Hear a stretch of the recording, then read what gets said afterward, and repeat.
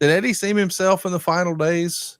Or now with the benefit of hindsight, do you realize maybe he was physically struggling? Because as a fan watching at home, it felt like he was performing at such a high level. It feels like it just caught everyone off guard. Yeah, his heart, apparently his heart just stopped. I talked to, Chavos told the story about finding him in his bathroom. He got up in the morning, brushed his teeth, and just died. His heart just quit. His life was over. His life ran out. And there was nothing really. Eddie had there wasn't any specific health issues at the time, and there certainly wasn't anything in ring. It was just something that it wasn't like a deteriorating condition. Unfortunately, his heart was just giving out on him, and he didn't know it. And all of a sudden, it just stopped one morning. And there was not something that led up to it that he was tired or he was despondent or anything like that. There was nothing like that. I was around him as much as anybody, and Chavo hadn't mentioned anything about it either. He just got up one morning and unfortunately his heart stopped. Listen, we've heard from people like Bruce that Eddie had a reputation for being hard on himself, and maybe he didn't see his abilities the way everyone else did. He obviously didn't think he was as good maybe as we did. What do you think of the way he's come to be viewed by the wrestling audience at large in the 20 years since his passing? Because he's gone from, a heck of a hand in WCW, and boy, this guy has a lot of potential. And now I think people look back and they think, man, what could have been? He's one of the best that ever did it, and his career was just cut tragically short. Are you glad that fans seemingly warmed up to the idea of just how awesome Eddie Guerrero was? Of course I am.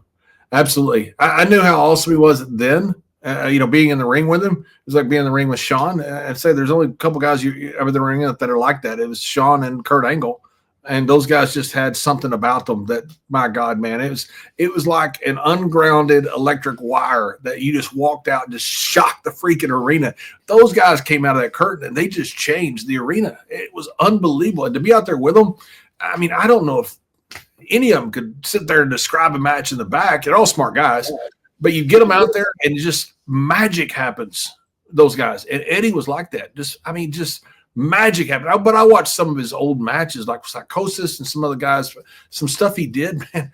My God, I knew he was great. I didn't realize, I don't even know, like when you watch some of that stuff from the 90s, when he was wrestling in either Japan or WCW with the cruiserweights, you look at it and you think, man, this guy there's nobody in the world like this guy, and the fact that, he was taken from us, he could have had another 10 years of being that same guy. And then after that, he was such a great character. He was so great at the drama part of it. He could have been a manager. He could have been anything in the world. He'd still be in the spotlight if he was here today. Is there a person in wrestling today, whether they're with WWE or they're with AAA or they're somewhere else, they're TNA, hell, they're AEW. Is there a person out there today who you think, man, that guy could have been Eddie's modern day greatest opponent? Like, is there a guy out there that you think, as a fan of Eddie Guerrero, like I know you are, that guy would be a modern day dream match for him? Yeah, I'd have to think. I think AJ Styles. I'd love to see AJ Styles against Eddie Guerrero. Those matches would just be freaking astronomical. It'd be so good to watch those guys. I'd love to see Randy Orton against him. I think that. Yeah, man, could they have some great matches? And I can't think of anyone else. Like I know there's other guys out there. Those are the two that I think of when I think about great workers, because I got to call a lot of their matches, so I'm very familiar with those guys. But man, could those guys have great matches with Eddie?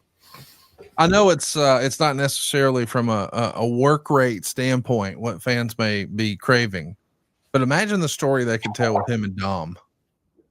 It'd be unbelievable. Wow, unbelievable, right? Oh my God! When Dom was 7 or 8 years old, yes, a little kid, he was a good worker then. I remember watching him and thinking, my God, look at this kid work. Oh my God, what's up with these boys, man? Between Ray and Eddie, I was like, oh my God, there's not a Guerrero or Mysterio that can't work. It's just like unbelievable. But to have Dom now with Eddie, and be Eddie's protege or whatever you want to have the relationship. Oh my God, that is a match made in heaven. Is it true? I mean, do you remember hearing the rumors once upon a time that perhaps there was going to be a WrestleMania dream match with Shawn Michaels and Eddie Guerrero? Because that would have been one for the ages too, wouldn't it? Oh my God. To this, I would hate to have to see it because I don't know how anybody in the world could follow it. Yeah. You better put it on last, and you better not have another show for another 6 months and make people miss wrestling, because I don't know how anybody could follow a Shawn Michaels and Eddie Guerrero. I mean, Kurt Angle and Eddie. I mean, this is just, talk about a dream come true.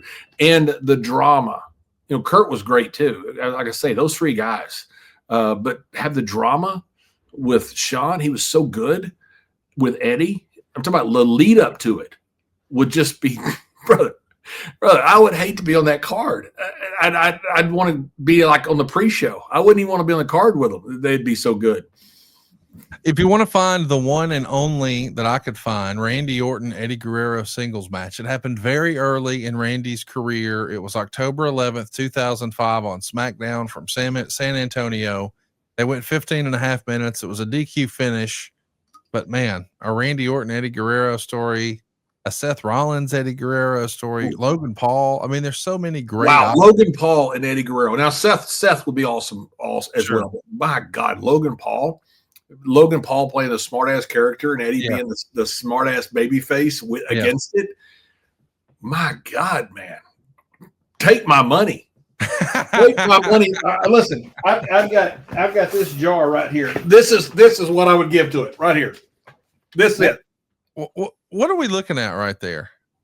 That's my curse jar. So whenever you say Bradshaw 316 and what it stands for, you slide some money in there? Yep, got to put some money in there. And what are you going to spend it on? Is that for the Mrs. Layfield? She goes and gets some new dresses or something? She might can hear this, so I don't want to say completely no. Got it. But that's for my basement down here. That's for my man cave. I'm gonna add a couple more TVs. I'm gonna build a sports bar down here. I can't build like a casino, but I can build a sports bar down here. Full sports bars where I'm gonna build with probably a pool table and a Pac-Man machine. I like that you got a plan. You gotta have a plan. That's right. SaveWithConrad.com. Yeah, I'm Justin Ruffin from Knoxville, Tennessee. What got me to Save with Conrad was the 83 Weeks podcast. I really wasn't thinking about getting rid of any debt. I just wanted to cash out some equity in the house to do remodeling. But I did both, so that was pretty awesome. Worked out great. Redid the foyer, built pantry space, and there's little odds and ends when I first bought the house that I wanted to take care of, and we were able to take care of it. So, paid off 2 cars and some credit card debt. So probably all in all, getting $30,000 in that. And then I got some $30,000 more equity out of the house, and still plenty of equity left over. So payment's good. I lowered my interest rate. I'm in a much better spot than I was. Super easy. Everybody was great. Very, very awesome people. Francis and Steve were great to work with. They were awesome. Made it for a very easy, seamless experience. I'd probably say all in all, probably $1,000 a month at least. I'm lowered my interest rate, especially the way the interest rates are right now, which is, that's amazing. I'm Justin Bruckman from Knoxville, Tennessee. I saved over $1,000 with SaveWithConrad.com, and I did a lot of renovations with that money as well. NMLS number 21298, Equal Housing Lender. SaveWithConrad.com.